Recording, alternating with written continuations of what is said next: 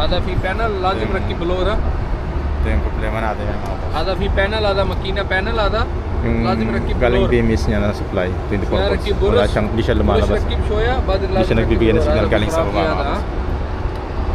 So okay naman yung control niya dito, meron naman siya dito. Pati may supply na rin siya ng 24 volts. أنا package. Pumunta siya sa baba sa BMS control system. Kailangan magbigay siya ng command eh.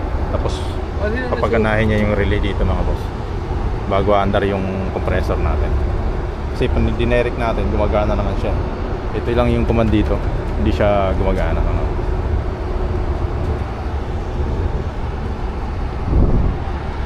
Tingnan natin mga boss.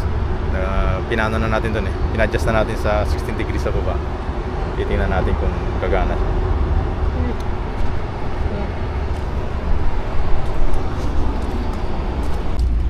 Itong isang unit naman natin mga boss, gagana siya.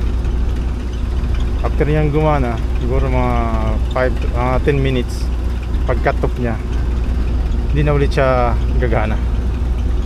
Nawawala na naman yung supply ng 24 volts niya. Nawawala. Ayan, pinasagad natin. Sinubukan natin pinasagad sa 15 degrees at baba para hindi lang siya mag-cut off. Titingnan natin kung aandar siya pabalik.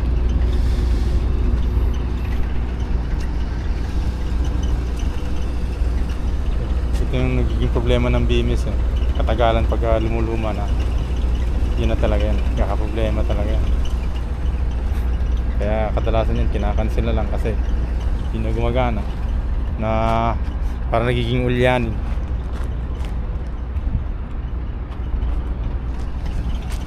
Sana gumana. Mas maganda kasi pag naka-centralize eh. Computer lang, di ba?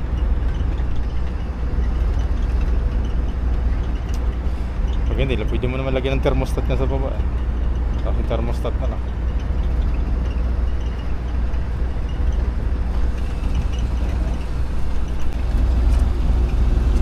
So re-request tayo ng ganito mga boss. Re-request tayo ng ganito. Hindi nagbibigay ng signal mga boss. Wala lumalabas na 24 volts. Punta ng compressor. So re-request tayo ng ganito mga boss. Ng ganito para check natin. Okay naman na check naman natin yung compressor, lahat gumagana naman eh. Wala lang lumalabas dito na ito. Okay naman yung mga wire nya. Wala lang lumalabas na power. 24 volts. Request lang tayo nyan mga boss. Yes. Try natin. Subukan natin kung gagana. Yun lang mga boss.